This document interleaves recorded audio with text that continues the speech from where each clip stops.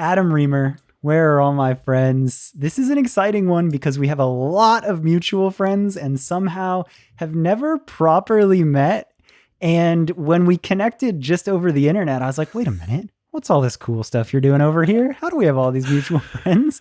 So this is very much an episode where in real time, I need to hear your story, dude. Yeah, dude. It's so funny because I'm really good friends with Ben Farber and Chris Georgian, and I know Bryce and I know Johnny and a bunch of people who've been on your podcast, and they turned me on. And I started doing these long walks not that long ago around my neighborhood, like 5 mile walks, and I was looking for podcasts to listen to. And so I threw like the Farber, the Georgian one on, and I was texting with him. I was like, I really like this guy. Like, he's so excited to like hear people's stories. And then I was like, I've learned so much about you too. And like, it's so cool to hear where you guys came from and your stories, because I've known them for a long time and never knew that. So I'm trying to do this thing where if I like something, like I reach out to people and tell them, because I feel like it's really important for people to know that their work is good and that people are listening or enjoying what they're doing. So I just hit you up and was like, I just wanted to tell you I like your podcast. So that's how we got connected. But so first off, thanks for having me. I'm like a big fan. I really love it. Dude, you're so welcome. And I'm sure there's going to be so much about your story where I'm like, damn, what? And I'm going to be so hype on this. But I love what you said there about reaching out to people and complimenting them when they do something that you like, because I think that that's somehow lost as we get older and get more into our careers. It's like somehow it always feels like it has to be a competition or something like that. And it's just like, why? Like, if somebody's doing something sick, reach out and tell them that. And I have done that. I have adopted that as well. And it's crazy the amount of friendships. I'll see somebody doing something and I'll low-key be a little threatened. I'll be like, this motherfucker did it better than me. And then I'll stop and I'll be like, no, that's sick. That's inspiring. That's cool. And when I feel that, I oftentimes that's that sign of I should reach out and compliment this person because they're doing something cool. And so often that leads to such an organic friendship.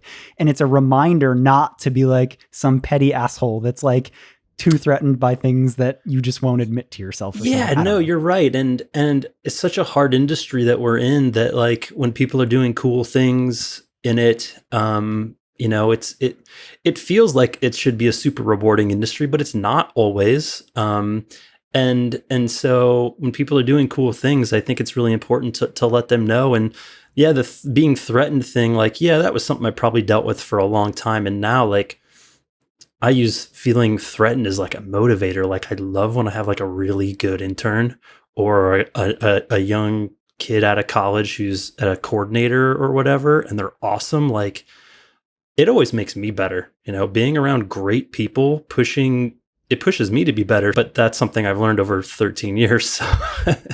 No, I'm really glad you said that though. And that's so cool. And this is legit. I'm not saying by any means like, oh, I was so awesome and you were threatened, whatever, no, but I'm just saying like, that's sick that you took a second to reach out to somebody. I wish more people would do that, because here we are and we have all these mutual friends, and I'm obsessed with meeting cool people, doing cool things. Like, I feel like as you build networks and learn more people, you have a genuine community. And like Farber made Music Pals literally because of that. And like, all of these things, and it's just awesome to have genuine community. So I feel like this episode is a step towards building even more community. So I'm equally as stoked to have you on. And, you know, one of the other things I really love is hearing people's stories and how they got to where they are.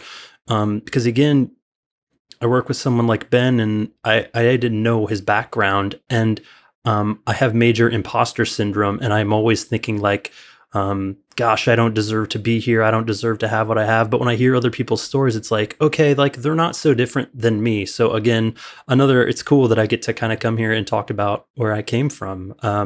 Which is, you know, I'm from a town called Galesburg, Illinois, about 3 hours west of Chicago.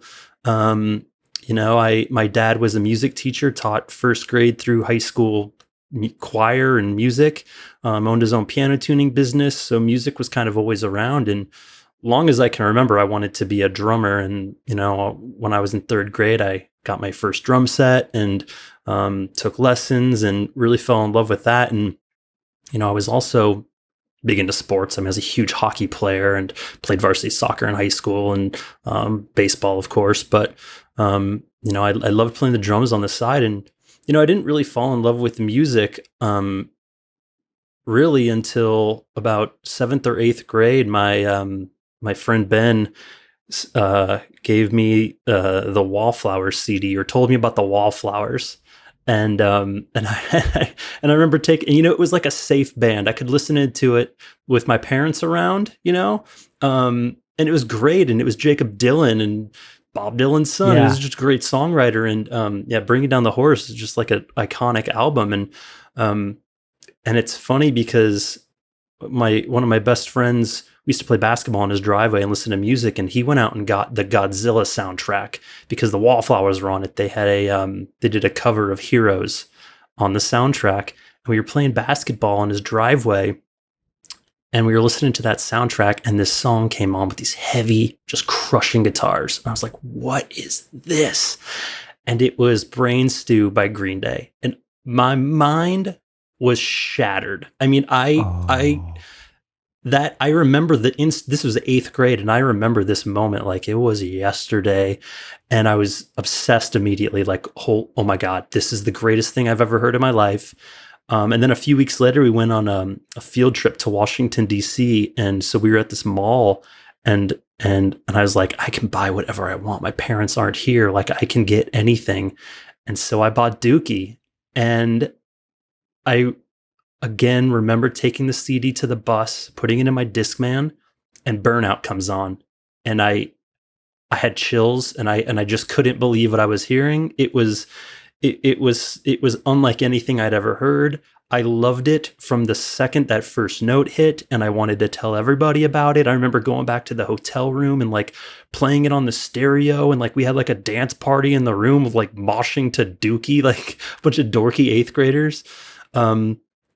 And man, that was a big moment for me. And I think that summer, my friend who lived in Las Vegas like flew back and brought Dude Ranch, and brought a guitar, and he could play Damn It, and he showed me how to play Brain Stew, and I was like, what?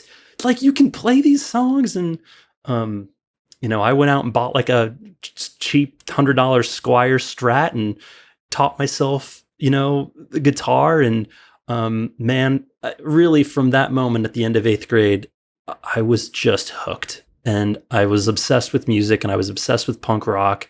And I mean, I bought every Green Day CD you could. This was 98, so this was before Enema of the State came out. But man, I played Dude Ranch on repeat, and then I think we got into MXPX, and then we got into Less Than Jake. And Wait, I have to stop you for a second because there's so much here already.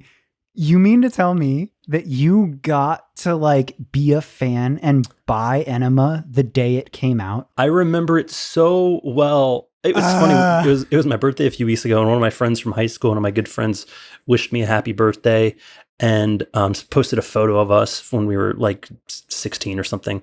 And I was thinking I was like, man, she was at my house the day Enema came out. Like, I remember she was like at like basketball camp, or she was a swimmer. She was probably at like swim camp or something.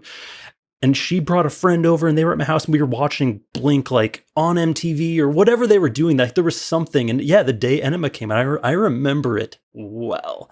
Because then when you hear my age again for the first time, I couldn't believe what I was hearing. I could not believe what I was hearing. Like, these guys who did Damn It and Josie, and Dude, that's gonna be a historic thing to talk about. How fucking crazy is that? I know it was. And so it was cool to kind of be there for the ride of Enema, because they were notable before that, but Enema was a whole different ballgame. So I mean, I used to have a VHS, and I'm sure it's at my mom's house somewhere. Every time Blink, when they started getting on TV, every time they were on TV, I would record it. And I've got this VHS tape at my parents' house that's them on The Tonight Show, and them on MTV, and then when they were on Saturday Night Live. I mean, I remember coming home from boys' basketball game at my high school and making sure like we were there on time to watch the band on SNL. And like, I had friends over, and we were watching Blink on SNL, and like that was such a huge thing. And whenever they had their MTV, and I've talked Georgian's ear off about all this stuff. So, dude, I was gonna ask that. I was like, because Chris Georgian has been on this podcast and explained what it was like to be with the band as all of that was happening, and the fact that you're friends with him, like you must have the craziest fanboy moments to be like, well, it's funny God, Chris, because tell me everything. I started working with Chris.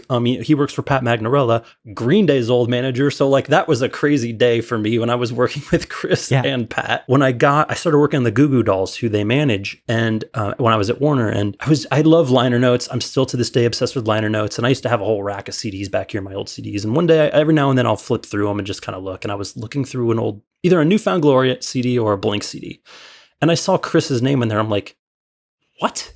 Who is this guy? And I Googled him, and I'm like, oh my God. Oh my God. And I think I texted him like, dude, I just found out who you are.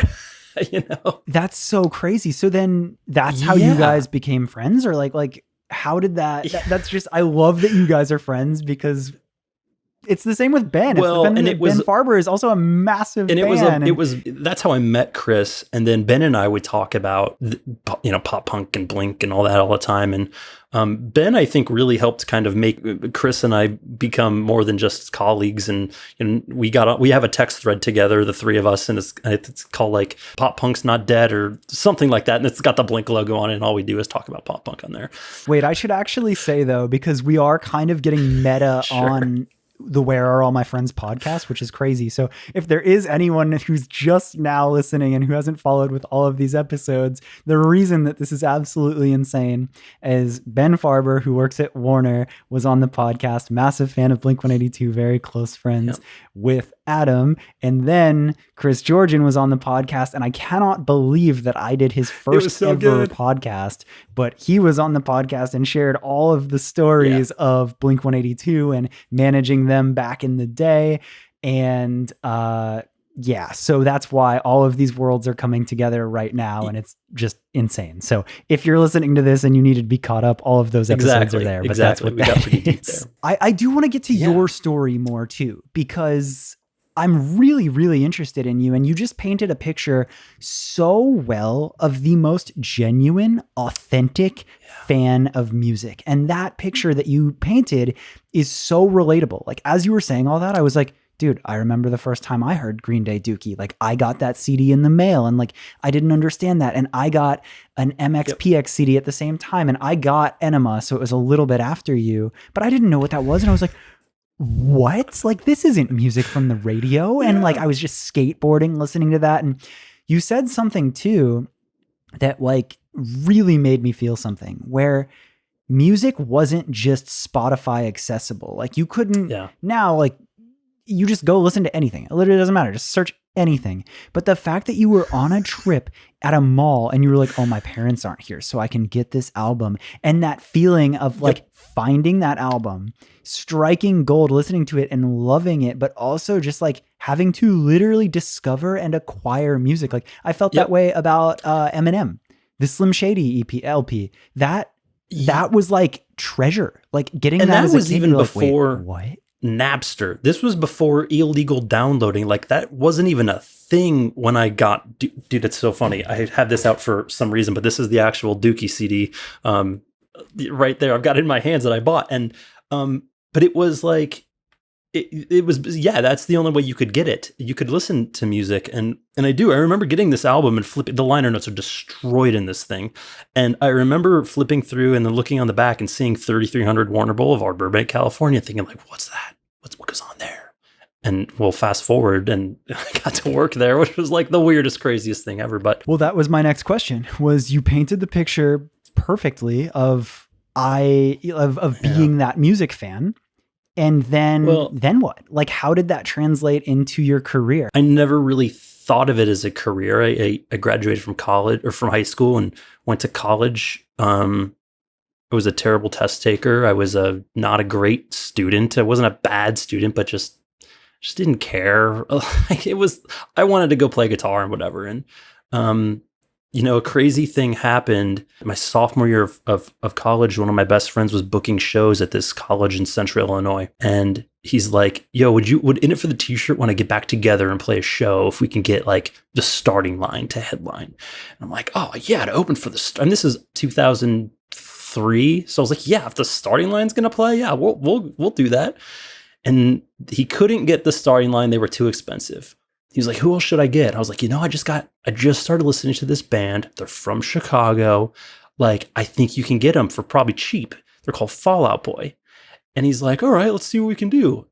And so he books Fall Out Boy for, I don't know, like nothing. And we play this show opening for Fall Out Boy. Stop it. And I don't know, there was probably 30 people there. I've got photos of it. We were awful. I mean, it was probably the worst show we ever played. But I had this vision before the show of like, it was right after Take This to Your Grave came out. And I thought, they're going to see us and they're going to be like, yo, come on tour with us and we're going to get you a record deal if you buy Ramen. Like I had that in my head.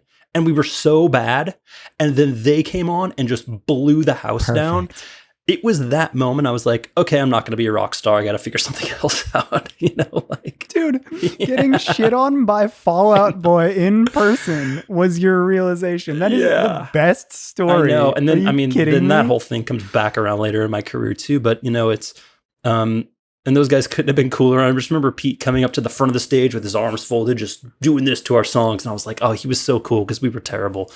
But then I went back to college and I was studying political science and I transferred multiple schools because like I just couldn't figure out what I was doing. And I was walking back from school.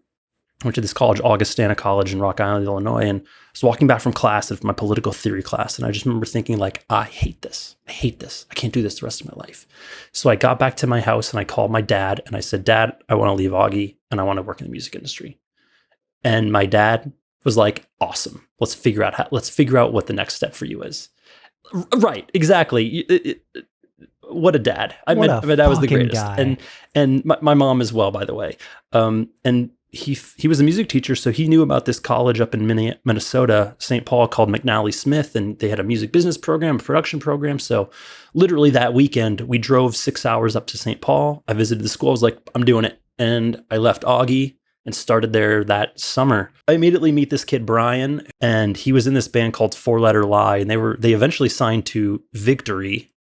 And that guitar player... Well, and the guitar player in that band now is in A Day to Remember, and the drummer of that band is Mod's son.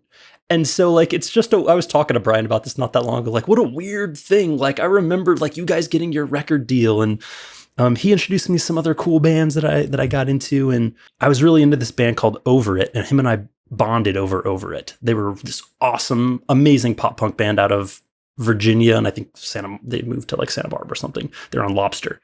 And after one of their shows, I went up and talked to the bass player, Seth. I was like, I love your band. I'm obsessed with your band. Like, what can I do to help? And he was like, yeah, like I'll send you stickers and stuff.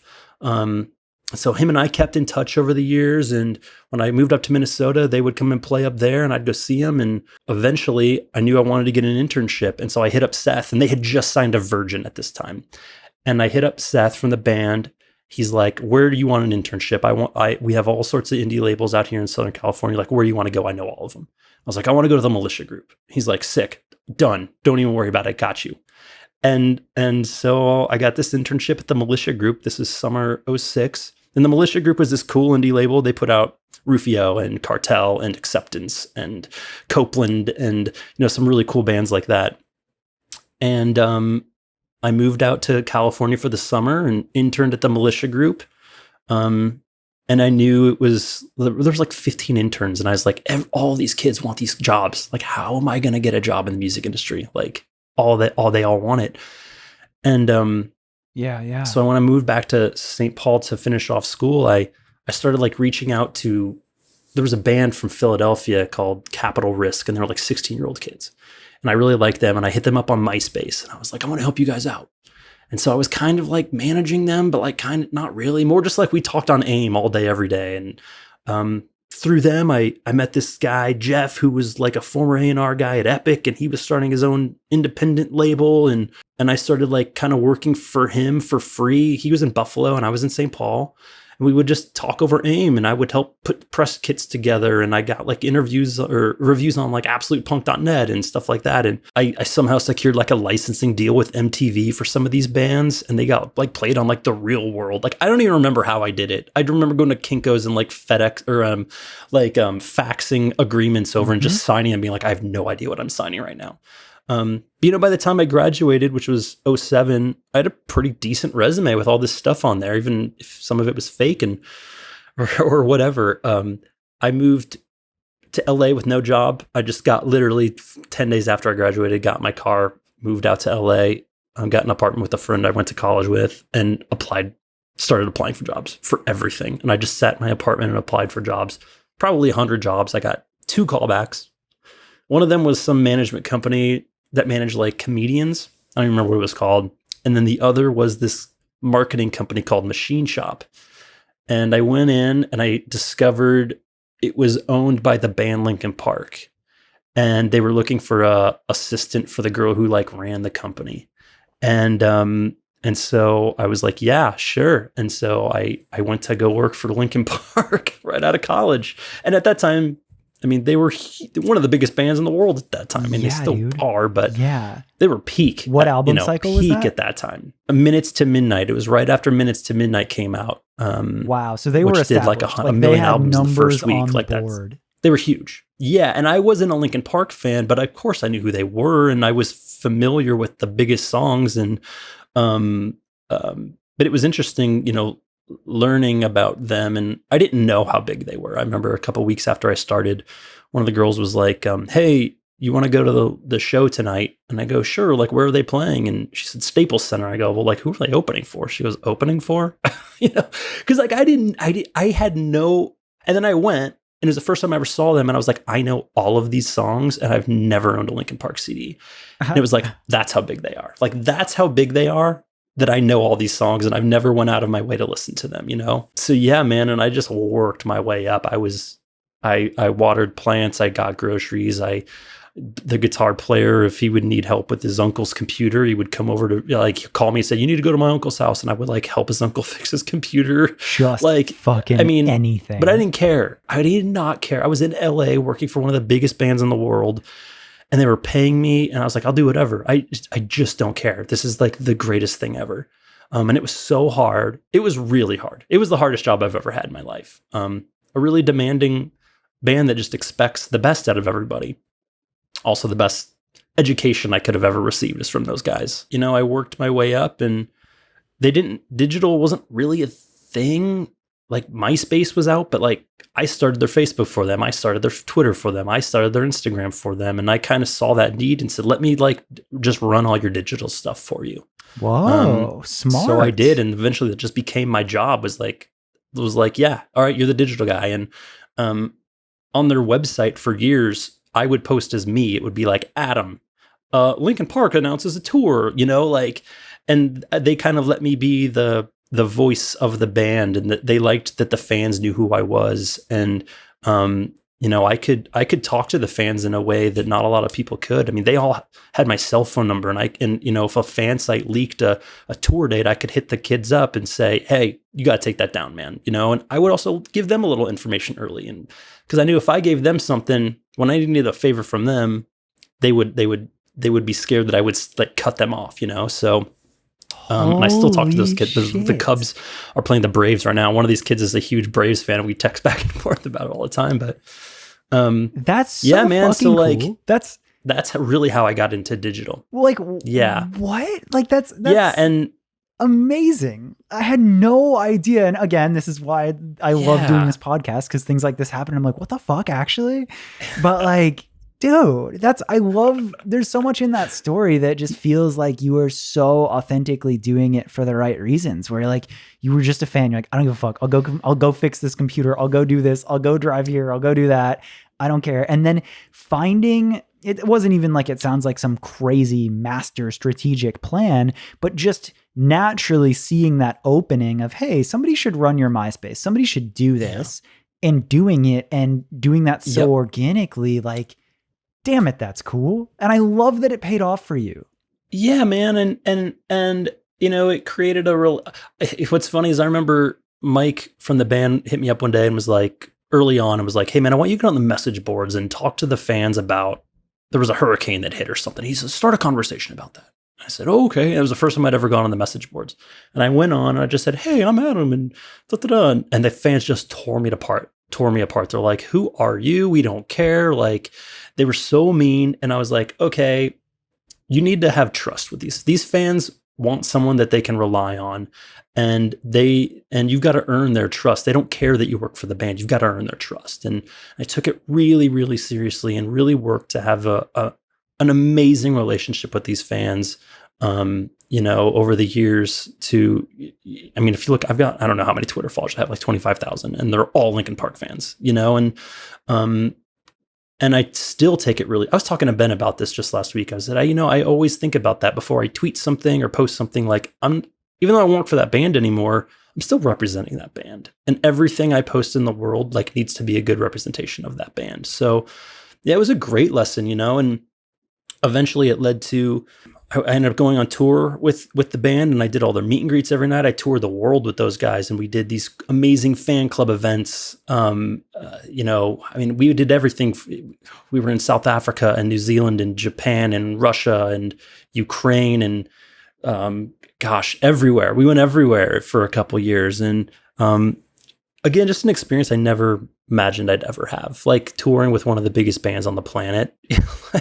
Like what? I'm from a small town in Illinois. Like, this is insane to me. Yeah, I don't know. It's still weird to think about, if I'm honest. I'm like shook by this. I genuinely had no idea. And that's so insane. And you're so humble about it. I'm surprised that, you very much could have had a path in touring. I came from touring world, and once I got a taste of that, it was very, very cool.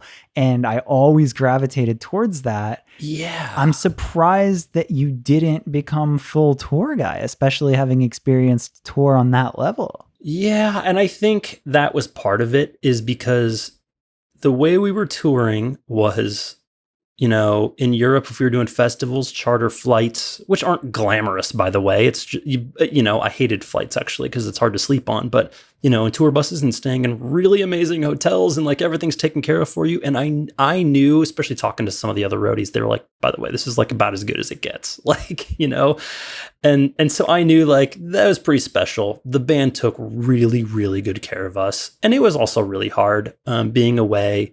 I bought a house while we were on tour, got engaged, while we were on tour. And, so it was hard to be away from my fiance at the time. And my dad was sick at the time. And that was, I was gone pretty much the whole year. My dad was sick. And, after a couple of years of touring, I remember I was sitting on a flight to New Zealand, and my dad had just passed away. I was about to get married in a month. We had just bought the house and moved in, and I was on a flight to New Zealand, and I just remember thinking like, I don't want to be on this flight. Like, I don't want to do this. I'm so tired of flying.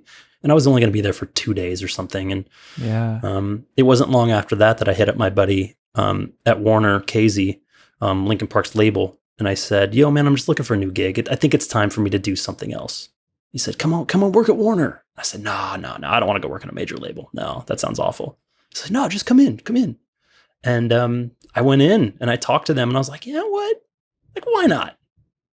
And so that was 2013, and I went and worked for Warner. I still got to work for Linkin Park, which was like the best thing ever, I'm shook, man. I'm shook. I wasn't ready for that. I wasn't ready for that line of events, and what a crazy story. And I don't know, a bunch of cool pieces coming together. So you go to Warner, and then what? I went to Warner. This was 2013. This was just about 8 years ago, almost exactly. Yeah. I thought I was really, it was cool because it's Linkin Park's label. And I remember thinking like, God, the manager and the band, like, are they going to be pissed that I'm like leaving to go to their label? And not only were they not pissed, like they were just happy for me. I was with Linkin Park 5.5 years, and they were just like, dude, it's awesome that you're getting new experience. Like, that's great. And they're like, oh, by the way, now we have you at the label. Like, what? Come on. Like, that's the greatest thing that could happen to us. Yeah. Yeah, it's total cheat code. And so I went to Warner, and Man, it was hard. The first few years, I think it took me about 2 years before I really felt like, okay, I belong here. It was just a whole different ballgame. And instead of working on one artist, I'm working on 20, and there's a lot of pressure there. But I had a unique experience coming from Linkin Park, and I had a unique perspective on things. And I still think I have a unique perspective on things because I know what it's like to work for an artist. Yeah. Oh, what was your job when you went into the label? I didn't ask. I was a manager, digital marketing manager, doing essentially the same thing I still do to this day. Wow. Had digital strategy for my roster of artists. What's that look like? Like, just to break that down for a second, because something that I think is silly is like corporate terms for music industry jobs, because you can make anything sound so official. And it's like, come on, we're a bunch of ragtag kids that are just doing this because we love music. God. So like, when you break it down in simple, regular speak, what's like your favorite part of the job? Where do you shine? What's like, where do you come in and just flex of like, I get this because I love it, and here's how we're going to think about this, and this is what I do? Yeah, that's pretty easy for me. I'm an ideas guy. I'll have ideas for days. If we sit down and start, I'm never afraid to speak. I'm never afraid to put out stupid ideas. I will often say might be the stupidest idea ever, but I'm going to say it. And often those are the best ideas, I love strategy. I don't like ideas for the sake of ideas. I like strategy. And like, what is the purpose of this? What are we trying to accomplish with this? How can we show that it was successful? Or, by the way, how can we show that this was an absolute failure so we don't do it again? And I love bringing fans together. I love seeing fans excited. I love building a fan base and maintaining a fan base with hardcore fans. Like, they are the reason I have a job. I love getting in the weeds with fans and like taking them on a journey and helping them. I mean, I just remember those days when I was obsessed with Blink-182, that was me. So like, I'm speaking to me, as a 15, 16-year-old. So gosh, we could get into the weeds on my job, but it's really not that's really, I love the ideas and I love the strategy and I love marketing. No, that's cool. That answers it well. It's just, I like to kind of break that down, because I think that when you're looking at the music industry as a whole, it can almost be like, the biggest fans of music can look at it and be like, well, I don't belong there. Like, I don't have this formal education or this, that, and this. And it's like, no, lean into it. If you're excited, I promise you're the best candidate for it. Like, they want people that are just real fans. So I like to make that a little more human. Well, yeah, man. And over the years, I've had a zillion interns over the years, and I've had a zillion people that I was like, this is a smart kid, but like, he doesn't want it. Like, he immediately wants a big fancy title and big fancy responsibilities. And it's those young kids who like want to grind and like are just say yes to everything. When I was at Linkin Park, I had this intern named Lorenzo, and to this day, still one of the smartest people I know. And I remember, he got that internship because he was a huge Linkin Park fan, and he would email me or DM me on Twitter, and I'm like, I'm not having a Linkin Park fan as my intern. That's a terrible idea. And he sent me a FedEx package one day that was like a printed out marketing plan that he came up with. And I was like, well, shoot, I at least got to call the kid now, And I called him, and he was so smart, and he was in Philadelphia. And I was like, dude, when can you be here? And I think he moved out to LA like 3 weeks later, and he was my intern for 6 months. And it was just like, again, another one of those, I think a lot of people would be threatened by him. Yeah. Not me. He pushed me to be better. And I know that. He pushed me to be so much better. And as my intern. And by the time I left Linkin Park, he had just graduated from college. And I told them, I said, you don't even need to look anywhere. Just hire this kid. And they did. Like, he came in right after me and got that job. And him and I are still like good friends to this day. But it was like, he's one of those people that really stood out to me that I always compare every intern to ever.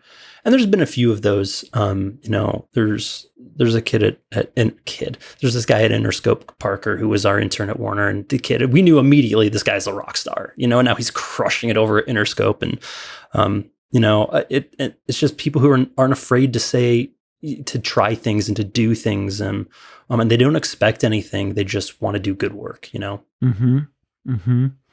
That's so cool. That's like, again, that's such a great example of like, not being threatened by people, or like you could have had an ego there. You could have been like, this fucking fan is trying to try me at what I do, right? Like somebody could have had that energy, and you're just like, oh my God, like he put his heart and soul into this. I'm gonna give him a call. And then he was great. And then you took that and you gave him, well, not you, like his efforts did, but you helped in him getting a proper career where he deserved one. Yeah. And that's fucking cool. I respect that a lot. Yeah, man. And this is the smallest industry.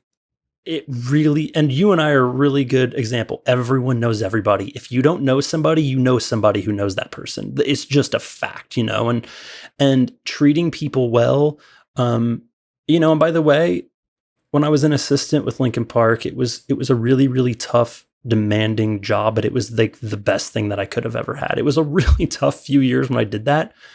But man, you learn to appreciate the people in those positions, because I'm sorry, but assistants have the hardest job. Like they have the hardest job. It is so thankless, and you're getting paid nothing, and you do all the work no one wants to do. And my number one thing is, like, first and foremost, treat the assistants better than you treat anybody else. Yeah. Because they're doing it for like nothing. And often they're so smart, they're so cool and so great and smart. So and then those people are all going to be elevated at some point anyway. So,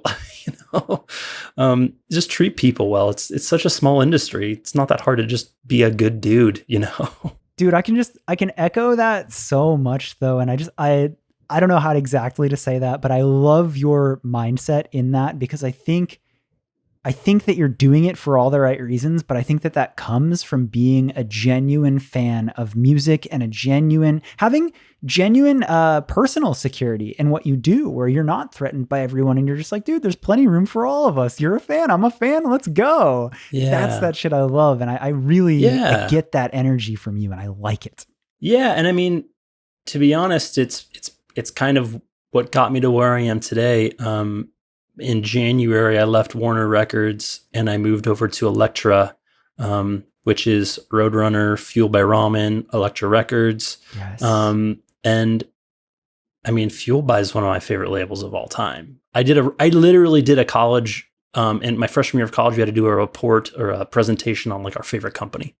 And I did mine on Fueled by. And this was pre Take This to Your Grave even. Like they were just a cool punk rock label from Florida, And I was at Warner and it was great. I was there 7.5 years, and I just kind of thought, I think it's time for something new.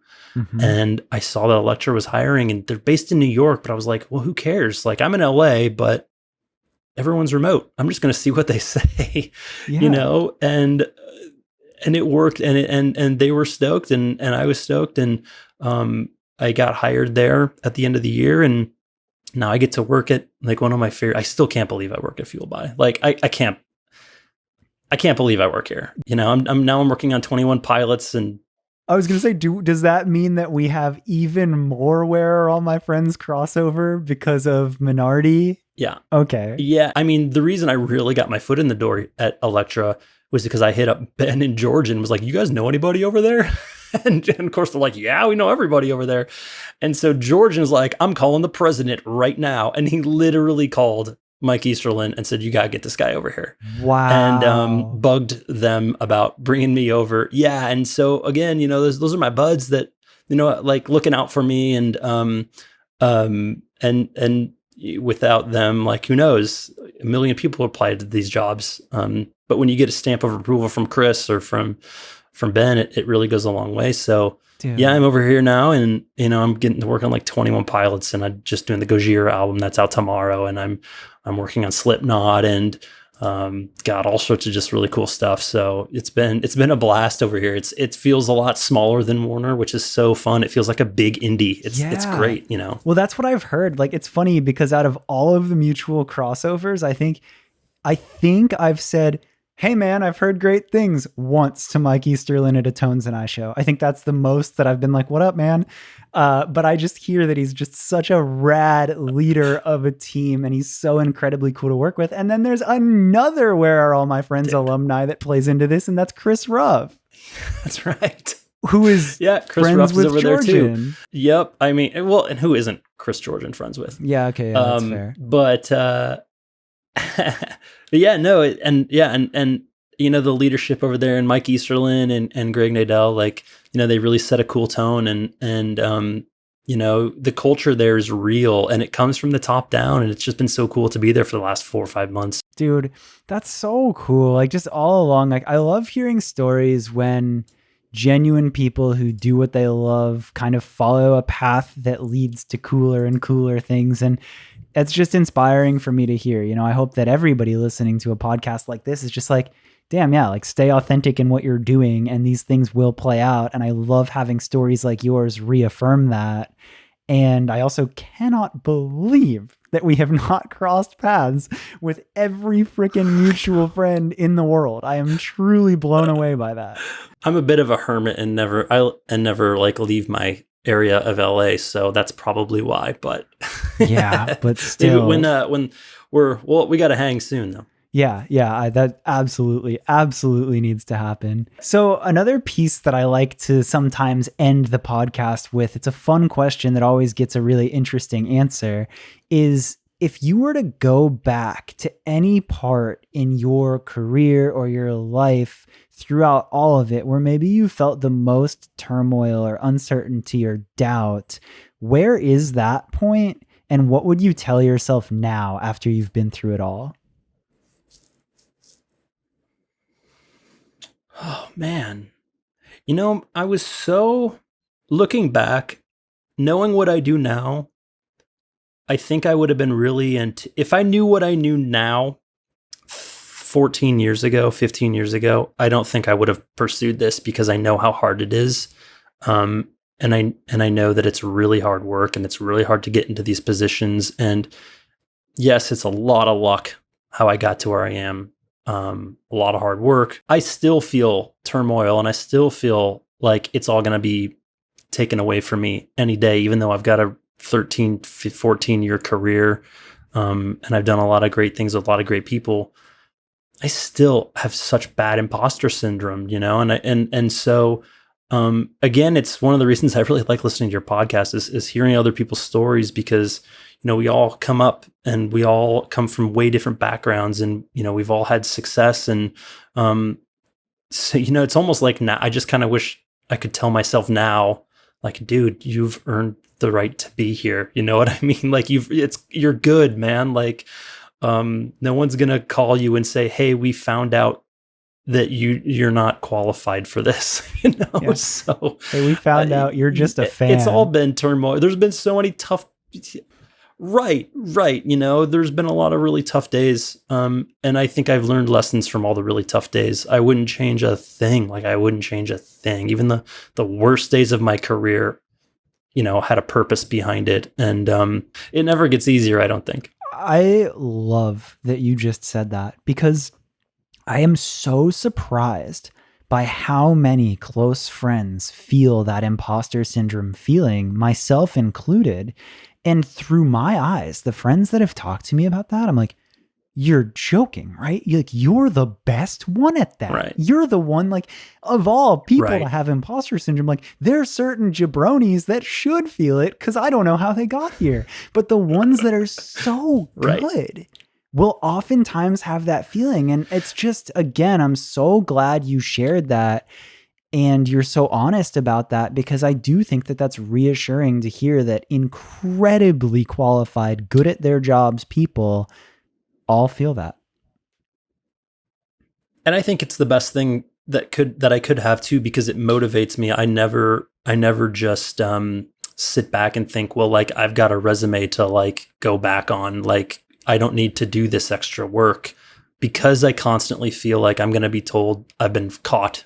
I always try to like go the extra mile, and you know, justify my incredible luck and fortune in having like my literal dream job. Like, how many people get to have their dream job? Like, it's mind blowing. I when I went to college, when I moved to St. Paul 13 years ago, 15 years. Oh my God. 16 years ago, I moved to St. Paul. 17, 18, 19. Oh my gosh, that doesn't seem possible. I know. I started, Ben and I were just talking about this the other day. I started a blog, but it's private, and and I just kept it as a journal. And whenever, I battled depression for a really long time and anxiety, and I would always kind of go in there and talk about, what I was feeling and what my goals were, and like, this thing happened today that like is getting me one step closer to my goal or my dream or whatever. And, I look back at that blog from 16 years ago now, and I have everything I wanted in that blog. And like, that's insane. That's absolutely insane. And I'm glad that like, I'm still finding motivation, because I never thought I'd get here. So now it's like, all right, dude, like, don't let, 21-year-old Adam down, like, keep going, and don't just be content, and I'm just trying to find happiness. And that's, as long as I'm happy and I'm doing things that make me happy, then like, I think I'll do good work. So, dude, again, like, you're saying all of these things, and I'm like, I can't believe how much I relate to this and how much I understand that feeling. And I'm I'm really appreciative that you're sharing it and breaking it down like that, because I hope that it helps other people who feel that way. And it kind of shows you, it's like, it doesn't really get easier, but you will accomplish your goals. And if you learn the right perspective and enjoy it while you're doing it all, you're in the magic. I tell interns all the time, I've never seen someone like move out to LA to try to work in the music industry and like really, really try and fail. I've never seen it. If you really, really want to work in the music industry, you 1000% can. You just have to be willing to make a lot of sacrifices. And if you're not, then you won't make it. But you can work in this industry. It's just not easy to do. It's not easy to get your foot in the door. But hard work pays off. That's so cool. I love that. I've never heard anybody particularly explain it just like that. And that's so true. I couldn't agree more. That's super cool. Yeah. And then to finally conclude, where can everyone find you? If they listen to this episode and they're like, dude, this Adam guy, yeah, like he gets it. I gotta tell him that I listened to his episode then, and I like that. They gotta pay that forward. Where do they do that? How do they find you? Yeah, I'm on Twitter. I love Twitter. Twitter's my favorite platform. I'm Hey Dude, I'm Adam on Twitter. You'll mostly find me tweeting about baseball and the Wolverhampton Wanderers Premier League football club. I'm on Instagram as Hey Dude, I'm Adam as well. Mostly non-exciting content, but knock yourselves out. There it is. Well, seriously, dude, thank you so much. I'm so glad this episode finally happened, because it was meant to be, and I'm certain of that. Yeah, dude. It was an honor for you to like ask me to be on. I really did not expect that. I was just reaching out to tell you, hey, I love your show. It was like, so cool that you asked me to be on this, for real. Like, I was really looking forward to this. I have like this mental barometer when I like talk to people on the internet of, I don't care at all about like a follower count or anything like that. I don't care about like credits in anything. I don't care about position title. I'm always just thinking, I'm like, yep. Are you going to have a cool story? Like, do you love what you do? Did you do something interesting enough? Like, is there something there? And I just have there's a feeling. And I just absolutely had that with you. I was like, this guy knows. That's awesome. So yeah. Dang, man. Yeah. Oh, shoot. Thanks, man. Yeah. Well, thank you for doing it, dude. I'm legit honored. Of course. Thanks for having me, buddy. Of course. So there you have it, Adam's story. I hope you liked that one. I really enjoyed it, and I love tying those worlds together, and I really loved a lot of what he had to share. I feel like he's just such a humble, rad dude, and everything he had to say about imposter syndrome and just sharing his experiences. If you've made it this far, I just want to ask you one thing here at the end, just a reminder to share this episode with your friends or on social media, or subscribe if you haven't already. It seriously helps so much. So that's my little reminder at the end of the episode. If you're down to take a screenshot or do whatever to share it right now, it would mean a ton. Thank you for listening. I'll be back next week with another episode.